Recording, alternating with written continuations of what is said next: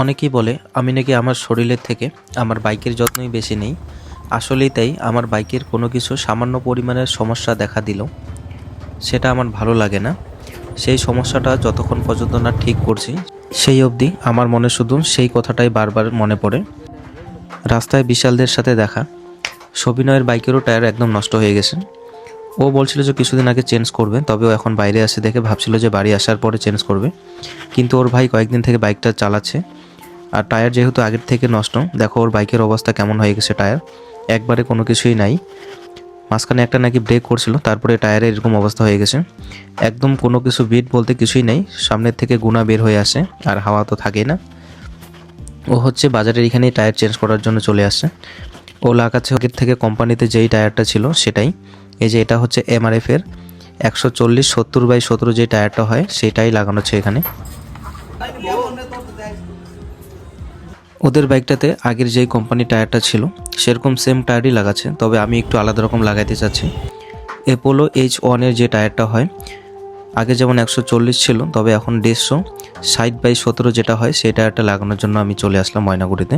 আমি এর আগেও পানবাড়িতে দোকানগুলোতে আবার ময়নাগুড়িতে কয়েকটা দোকানে জিজ্ঞাসা করছিলাম অ্যাপোলো H1 এর সেই টায়ারটা, তবে বেশিরভাগ দোকানে সেটা রাখে না। আমি 3-4টা দোকানে ময়নাগুড়িতে খোঁজ করেছিলাম, কোথাও সেটা পাইনি।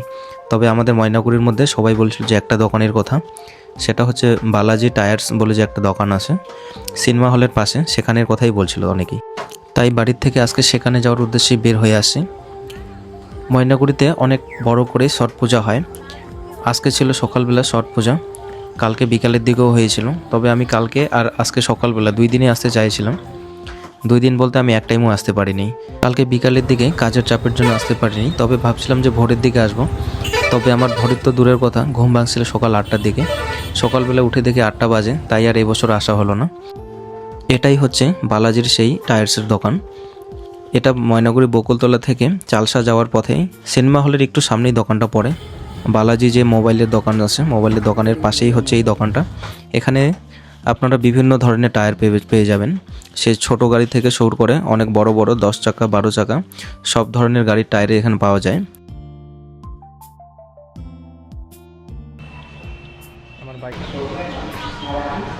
আমার বাইকের জন্য টায়ারটা নিয়ে নিলাম।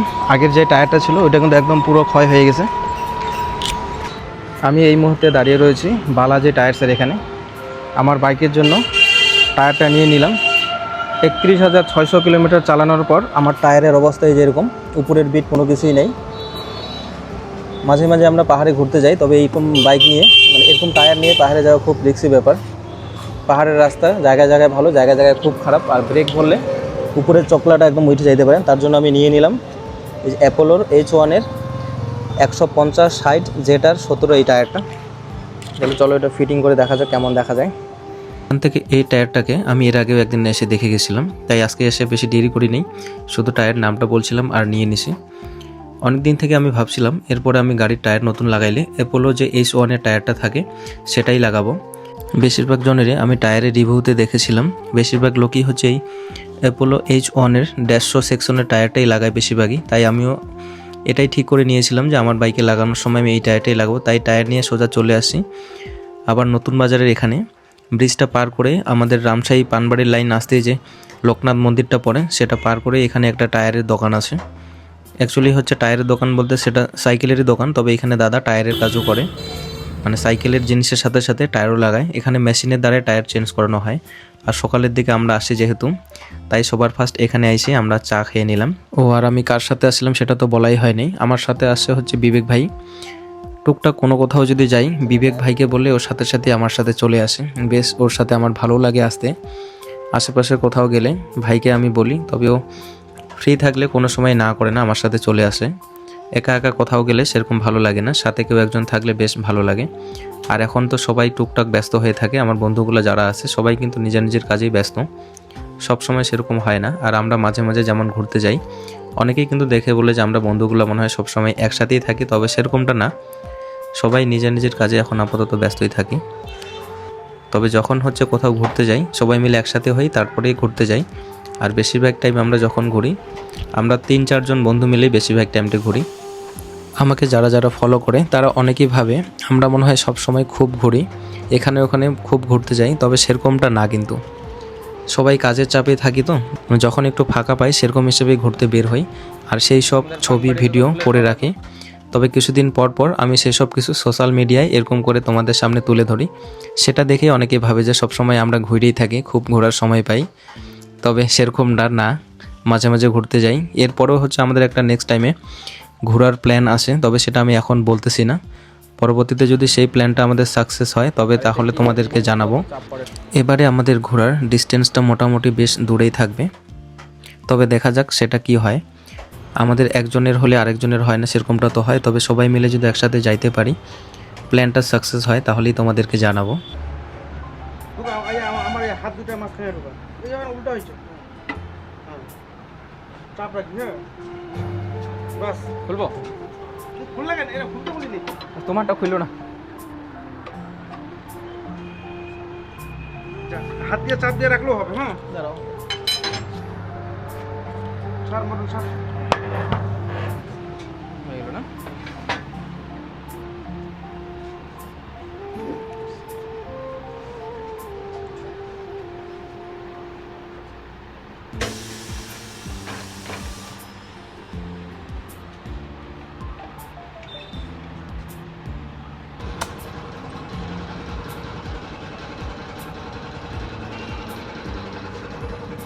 প্রথম অবস্থায় হাওয়া কতটা দিয়ে রাখতে লাগবে?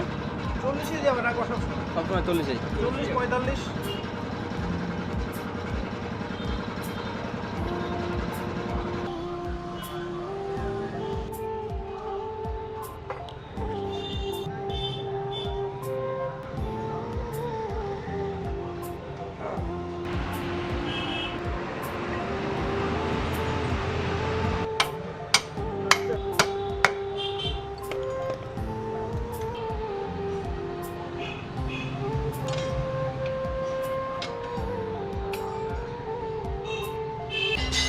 টায়ার লাগানো কমপ্লিট, লাগানোর পরে পুরোপুরি কমপ্লিট হওয়ার পর দেখো, এবং দেখা যাচ্ছে আগে যেমন ছিল 140, এখন 150 হয়ে গেছে। কতটা মোটা বোঝা যাচ্ছে তো দেখে জানাও।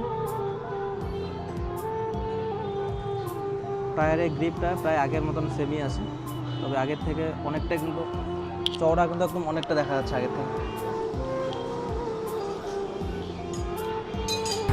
টায়ারটা আগের খোলা থেকে শুরু করে নতুন টায়ারটা লাগানো পর্যন্ত বেশ মোটামুটি 1.5 ঘন্টার মতন সময় লাগলো। টায়ার লাগানো কমপ্লিট হওয়ার পরে আমি একটু টেস্ট ড্রাইভের জন্য চলে গেলাম যে টায়ারটা লাগানোর পর কেমন হচ্ছে। নতুন টায়ারটা লাগানোর পর বাইক চালানোর কনফিডেন্স অনেকটা বেশি হাই লেভেলের হয়ে গেছে। এর আগের টায়ারটাতে আমি টার্নিং নেওয়ার সময় অনেকটা ভয়ে ভয়ে সেরকম করে ঘোরাচ্ছিলাম, অত একটা কনফিডেন্স পাওয়া যাচ্ছিল না, কারণ বিট একদম কম ছিল। তবে এখনকার এই টায়ারটার গ্রিপগুলো মনে হচ্ছে যেন রাস্তার সাথে আঠার মতো করে লেগে আছে, তাই টার্নিং নেওয়ার সময় বেশ সুন্দর নেওয়া যাচ্ছে, কোনো একটুও ভয় লাগতেছিল না। টায়ার চেঞ্জ করার পর আমরা চলে এসে আবার জলপাইগুড়ি বাস স্ট্যান্ডসের এখানে এসে একটা ঘড়ির দোকানে ঢুকি। আমার একটা ঘড়ির প্রয়োজন ছিল। এর আগের ঘড়িগুলো আমার নষ্ট হয়ে গেছিলো, স্মার্ট ওয়াচ ছিল, তবে এগুলো বেশি দিন লাস্টিং দেয় না দেখতেছি। এরপর এখানে অনেক ধরনের ঘড়ি, কোনটা ছেড়ে কোনটা পছন্দ করব, শেষ পর্যন্ত আমি এই ঘড়িটাকেই সিলেক্ট করে নিলাম। এটা আমার ভালো লাগছে, তো তোমরাও জানাবা ঘড়িটা কেমন লাগছে।